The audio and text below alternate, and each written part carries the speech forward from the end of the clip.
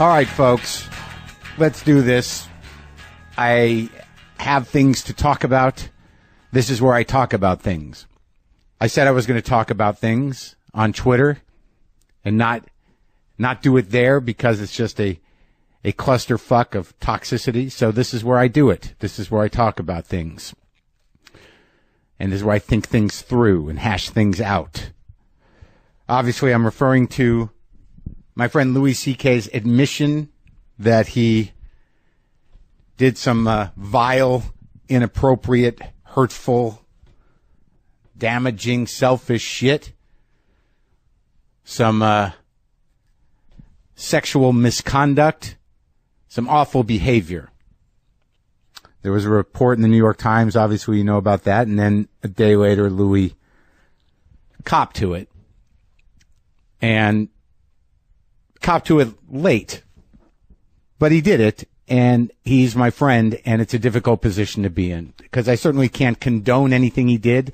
There was no way to justify it, or there's no way to defend it. There's no way to apologize for him about it. There's no way to let him off the hook.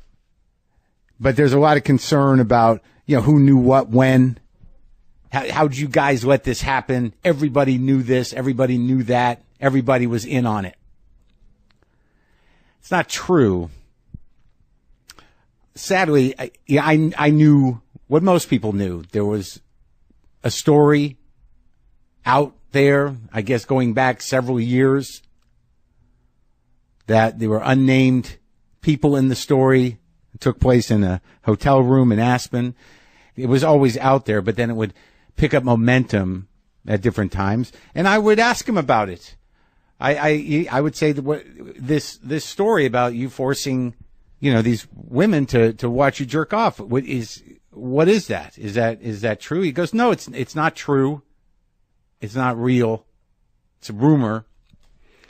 And I would say, well, are you going to address it somehow? To handle it? To get out from under it whenever it shows up? He goes, no, I can't. I can't do that. It'll give it life. It'll give it air. And that was the conversation. The other incidents, how would everybody know about that? One thing that people don't quite take into consideration is when people do shameful shit. They do everything they can to hide it. They, men, women, children hide things for years that they're ashamed of. And if they have to keep doing it, then they keep hiding it from their friends, from their husbands, from their wives. People engage in shameful shit, and they keep it hidden until they get caught. That's what happens. The real problem is that female comics have been hearing about this stuff for a while, and there was no place where they could go with that information. And I know some of them, and I know Rebecca Corey, and she couldn't tell me about this. There was no place for them to go with these stories where they felt safe to tell them, and it's fucking sad. So when it comes to, believing women, I want to believe women, but in this particular instance, there was no one named in that story. There was no place for women to go tell this story. There was no women attached to it. I didn't know their names until Friday. So I believed my friend. It's just that the environment enabled the dismissiveness of it. How do I put this? The work environment, the social environment makes it difficult for people to come forward and be heard, to be listened to be believed, and for action to be taken around that. It is pushed aside. It is dismissed. It is framed as an annoyance or an embarrassment. It is used against people. It is used as a threat. That is the structure that exists in life. So how do we get that power structure in check? The big step is empathy. Something I've had problems with. Empathy. When you have man brain, or when you are not capable of empathizing properly with women, which I don't think a lot of men are, and I'm not going to speak for all men, but I can speak for myself. To find that empathy, requires some sort of vigilance. It requires, really being, not just listening to someone's story or listening to something someone says, to actually put yourself in the place of another person. That requires a little work especially if you're doing it in a work situation, in a situation where there's a power dynamic, in a situation where you're not even seeing a person, you're just seeing a woman who is there to receive your garbage, or to be used as a sexual object, or to be diminished or condescended to or dismissed or pushed aside with your own selfish needs and desires. It's hard to understand that power dynamic is real and it exists, because things have been the way they've been for a long time. Like my friend Sovereign said to me, she said, what it comes down to is that no one should be asked if they want to see your dick when they walk into work.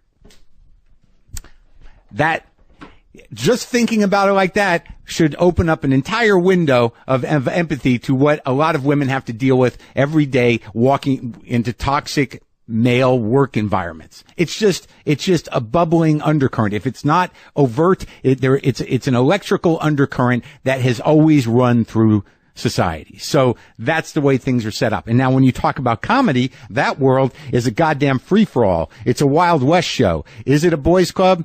Yeah, I guess it is. And in terms of my own experience with that and looking back on it, when there are women comics, I'm like, I think women are funny and they've got to be able to fight it out.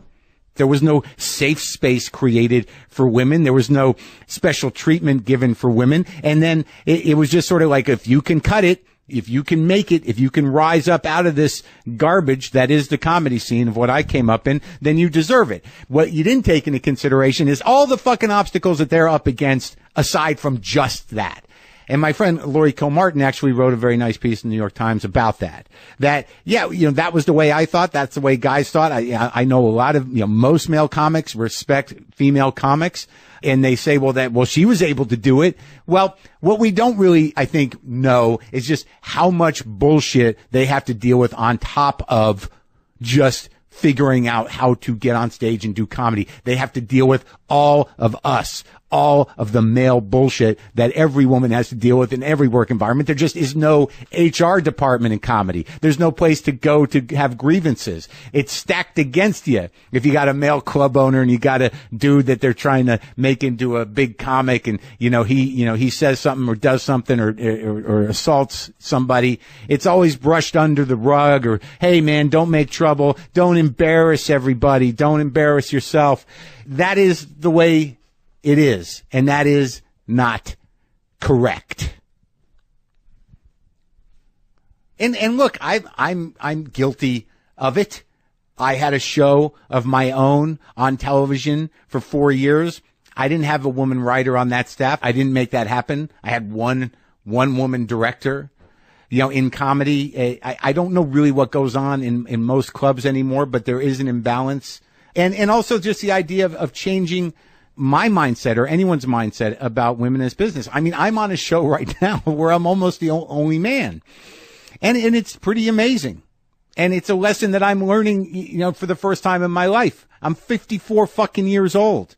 And I'm surrounded by women in a work environment. And it's not a problem for me to behave. And it's not a problem for me to respect and appreciate and have boundaries and be in awe of the people I'm working with. I don't know that it ever was necessarily a problem with me, but I certainly have been a toxic male presence. I've been a very toxic male presence in my life.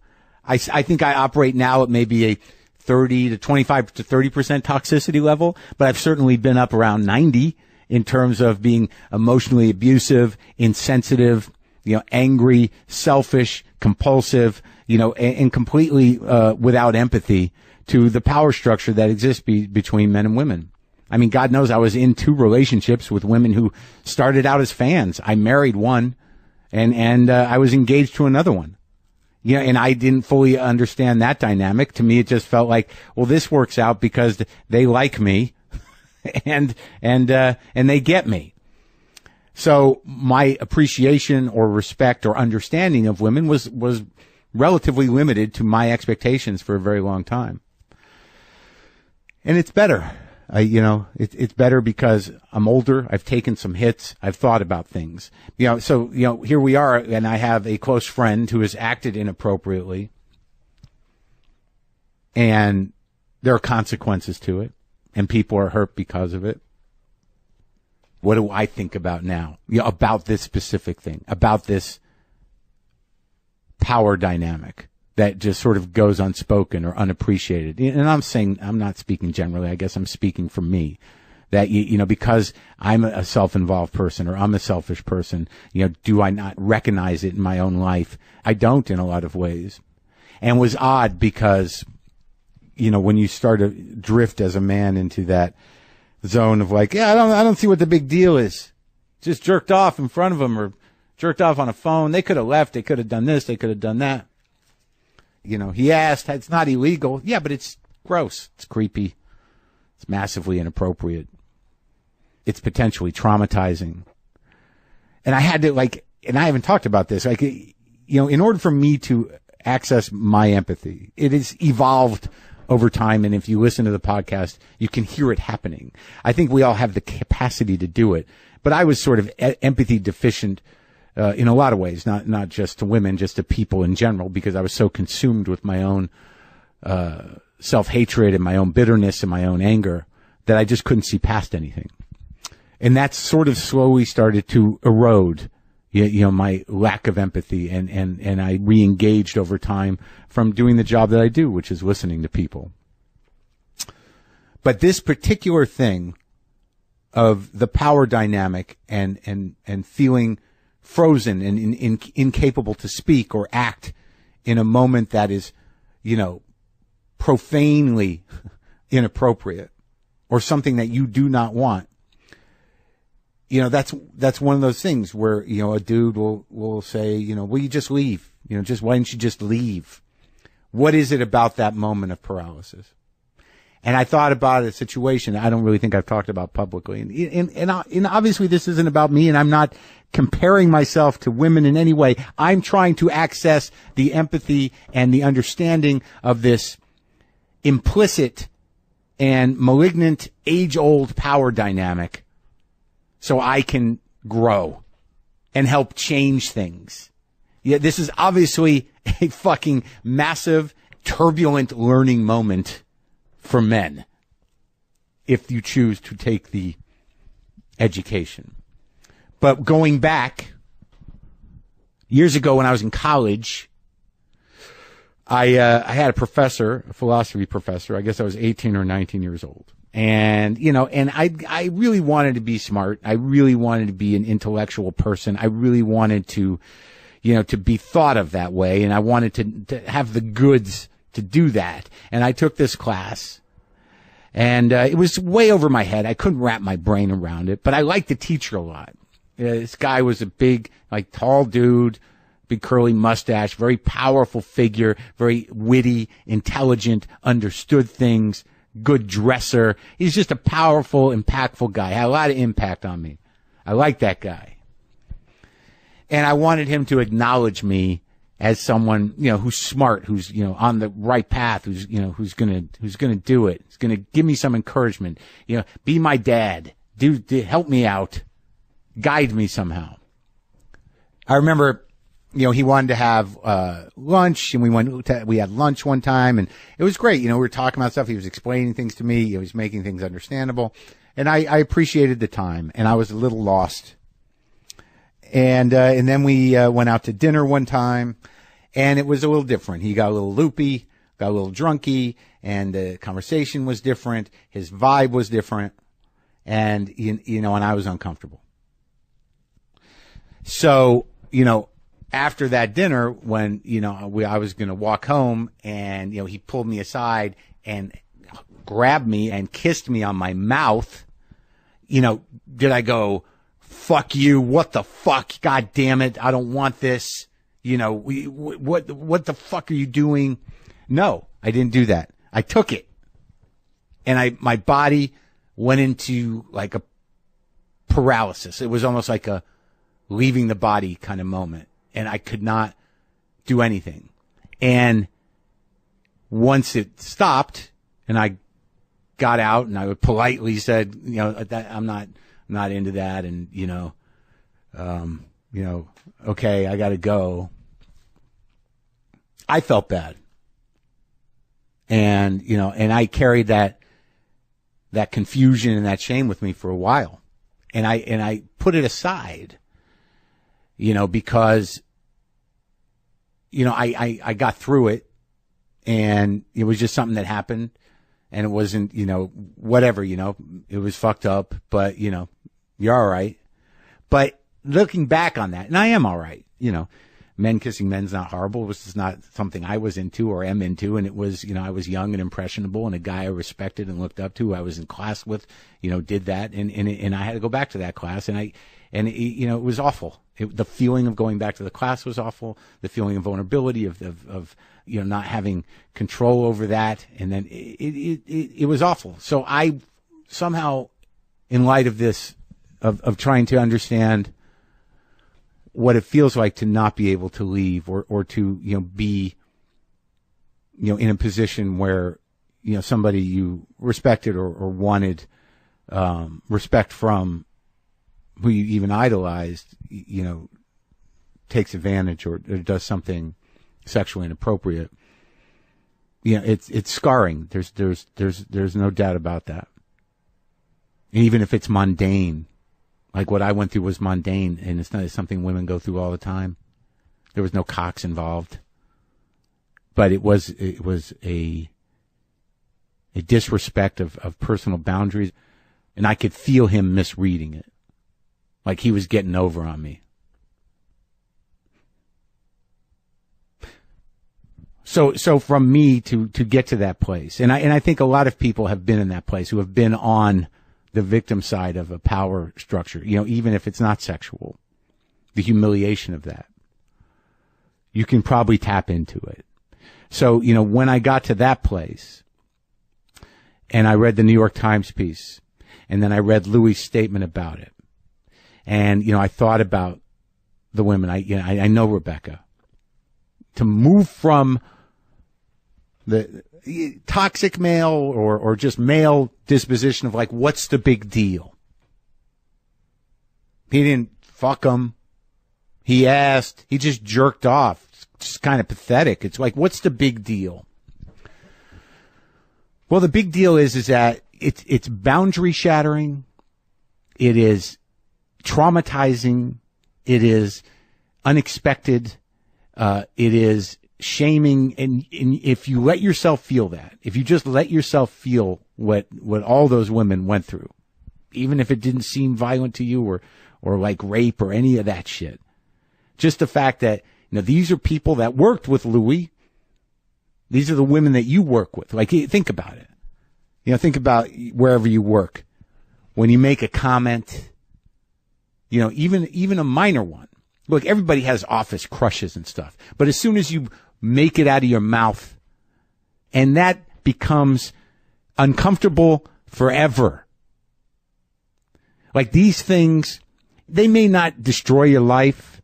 They may not even register in the big picture, but they're stuck there. They're stuck there as a trauma, as a moment where things changed forever, and there's a discomfort there. There's a shame there. There's an injury there. There's a violation there that you can't give voice to. Well, now these voices are out, and you got to listen to these voices. And you got to understand that. It's respect. And the way forward for us, in all workplaces, in life, is to make sure that these voices are heard, and then they feel that they can be heard. And look, like, everybody has made mistakes. Everybody has minor or major transgressions in their life. And I believe that everybody is capable of change. And I have to believe that. If you can't change, if you don't feel like you're changing quick enough, you can behave. You can know enough to behave. And then maybe you'll change. Most people who have a heart and a mind, know when they're doing shameful shit. Get help, because the more secrets you keep, the more malignant it becomes. And look, I hope this hasn't come off as any sort of apology for anything. I'm disappointed in my friend. He did some gross shit, some damaging shit. And people are like, well, how are you going to be friends with that guy? He's my friend. And, it's like, now he fucked up. And, he's in big fucking trouble. So, well, what am I going to do? I'm just, I'm going to be his friend. What do you want me to do? I mean, it's probably the best time to be his friend when he needs to make changes in his life. And, I can learn from it. He can learn from it, I hope. But look, I know obviously that what I have to say here in more than how many characters are on Twitter now, isn't going to, please everybody. People are going to be mad about something. I understand. But I mean, my only hope is that, it helps somebody look at themselves somehow differently and look at the situation in a way that's proactive. It's about, it's about the struggle to be better people and make the places we live in and the places we work in function better for everybody.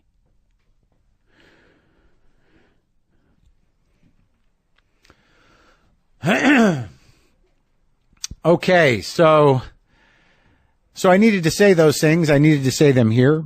I think it was the place to do it. And now we're going to do the show. I have a show.